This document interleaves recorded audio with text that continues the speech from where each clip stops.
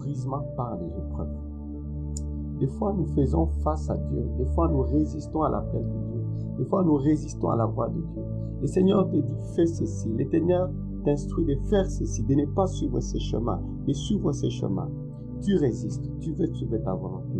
Des fois, nous sommes même par notre propre orgueil, par nos désirs, nous nous conduisons en dehors de la volonté de Dieu. Et des fois, le Seigneur, il laisse que notre cœur s'endurcisse. Et notre cœur s'endurcisse parce qu'il n'agit pas. Notre cœur devient orgueilleux et nous perdons l'estime de Dieu. Nous perdons la considération de Dieu. Parce que nous avons que, voilà, tu pêches, tu mènes, si l'Éternel t'a dit d'arrêter de commettre un tel péché, toi, tu continues à pécher. Si l'Éternel te dit d'obéir à sa face, s'il a un appel sur ta vie, il te dit suis l'appel qu'il t'a donné, suis la ligne qu'il t'a donnée, suis la ligne des instructions qu'il t'a donnée pour que tu grandisses spirituellement, pour que tu évolues dans la mission, pour que tu accomplisses l'œuvre auquel il t'a appelé. Mais des fois, nous cherchons à nous échapper. Nous cherchons toujours des échappatoires. À cause d'un événement, à cause d'une circonstance, nous cherchons toujours comment nous échapper. Et là, par rapport à l'enseignement de Jonas, j'ai appris une chose. C'est que si l'Éternel te met sur un chemin, si l'Éternel te trace un chemin, la première des choses, c'est d'abord l'obéissance qu'il demande. Il demande que nous puissions obéir aux instructions, aux directives qu'il nous a données, pour éviter que nous pour faire éclater sa gloire. Et lorsque nous n'obéissons pas, le Seigneur nous lâche d'abord. Il nous lâche pour que nous puissions connaître que c'est lui le Dieu.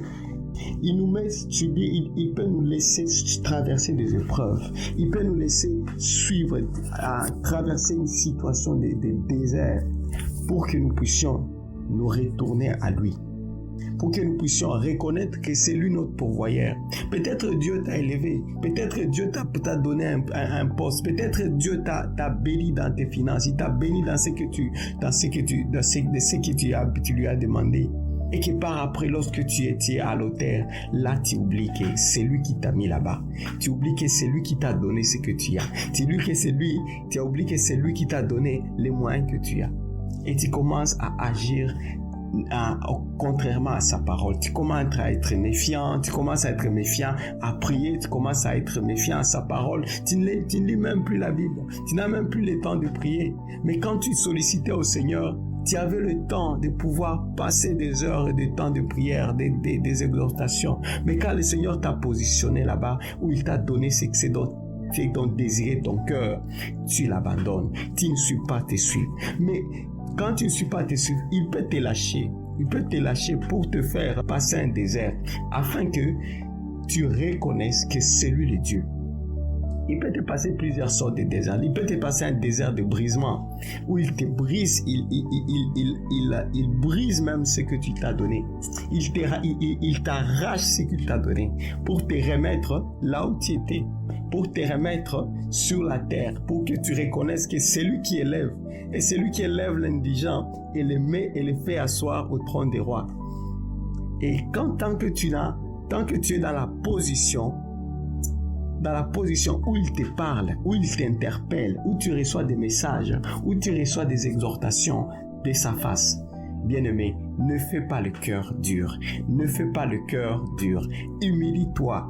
Remets-toi à Dieu. Remets-toi. Réconcilie-toi à lui. Et rentre dans le chemin qu'il t'a tracé.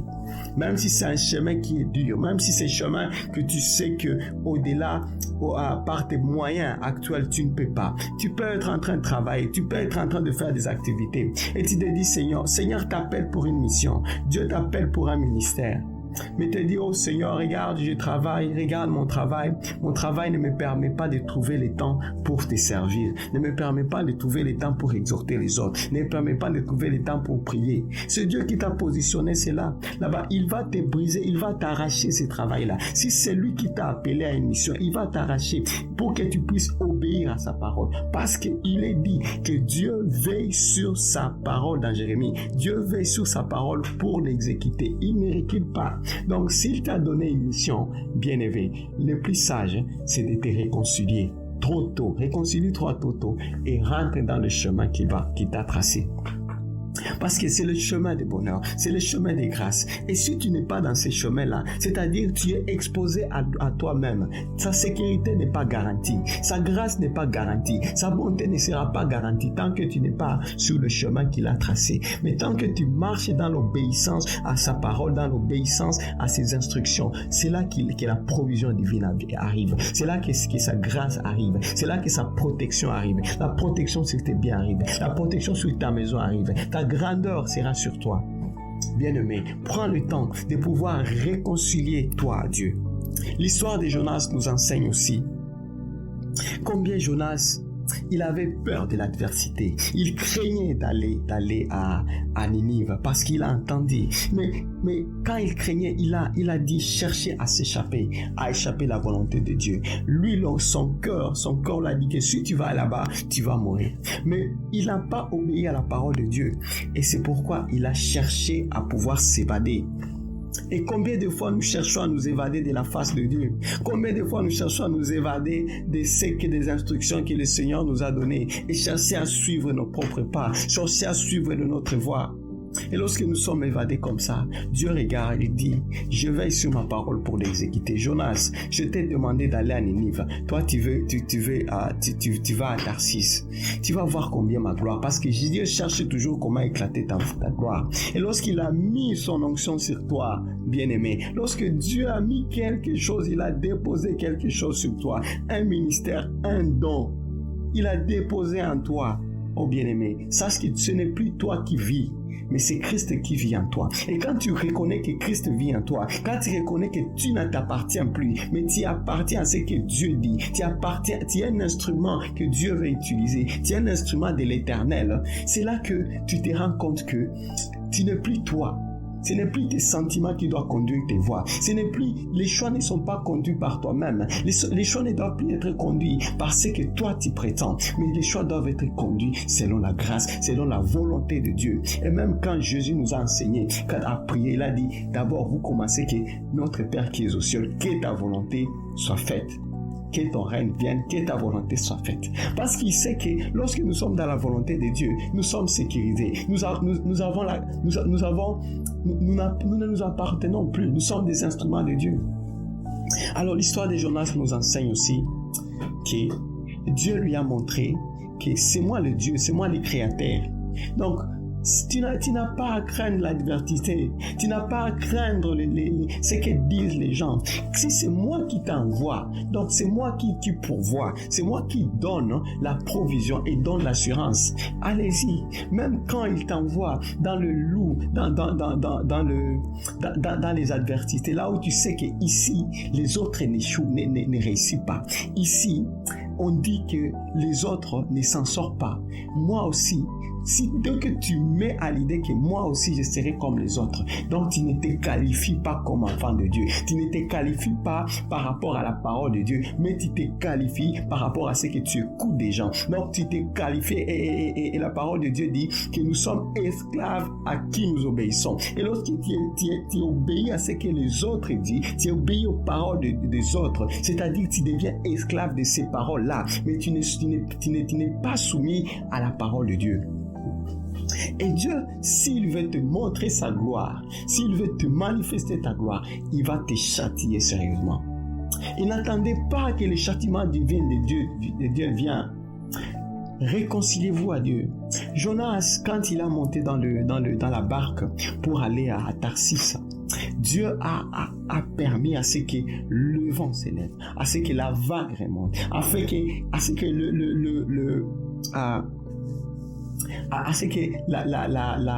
le bateau puisse être secoué. Et Jonas, il a reconnu que c'est lui, si lui on le jetait, qui est-ce qui a dit à Jonas que si pour faire taire cette vague, il faut que ça soit moi qui vous jetez dans l'eau? Parce qu'il savait, il a réussi, il avait déjà l'onction de Dieu à lui. Il savait comment Dieu agit. Il savait que là, c'était une punition de l'Éternel. Il avait cette expérience de Dieu. Il a dit, pour que vous ne mourrez pas, jetez-moi. Parce que je sais que ça ne vient pas ces vagues ne viennent pas n'est pas une vague normale. Ça vient de Dieu. Il a senti, il a dit que Dieu, là, c'est toi qui es en train d'agir. C'est toi qui as levé cette vague. C'est pour moi. C'est pas à cause de ces gens. Que ces gens ne meurent pas, mais que ça soit moi qui soit jeté. Alors, quand ils l'ont jeté, il a passé combien de temps dans le ventre du poisson? Il a passé 3 jours. Qu'est-ce que dit la Bible? Pourquoi il n'avait pas passé un jour? Pourquoi le poisson ne l'avait pas jeté un jour? Là, je suis en train de vous parler de l'aspect du brisement. Pourquoi il n'a pas fait un jour ou 2 jours? Parce qu'il avait encore en lui ces sentiments d'excuses, ces sentiments d'échappatoire, ces sentiments d'échapper à la voix de Dieu. Il avait encore celui, alors il fallait que Dieu brise ça. Le premier jour, j'imagine que Jonas se disait, oh Seigneur, tu m'as sauvé. Je suis là, je vis, je ne meurs pas. J'imagine, je ne meurs pas. Je suis là. Donc Seigneur, tu vas me protéger. Tu vas aider à ce que je puisse avancer. Mais Jonas aussi, il fallait que Dieu le brise. Alors il lui a laissé passer là-bas. Je me demande comment il a survécu cet instant. Mais c'était un temps de brisement. C'était un temps où le Seigneur devait lui montrer que si c'est moi, si j'ai autorisé que tu meurs aujourd'hui, ta vie n'est pas entre tes mains. Ta vie est dans mes mains. Ta vie m'appartient. Tant que je veux t'utiliser comme un instrument, si tu n'es pas obéissant, j'aurais laissé l'eau de la mer t'avaler et mourir. Mais parce que j'ai encore du travail à faire avec toi. C'est une grâce, bien-aimé, d'avoir encore cette grâce que Dieu te dit qu'il va t'utiliser pour pouvoir atteindre quelqu'un, pour aider quelqu'un, pour venir en appui à quelqu'un.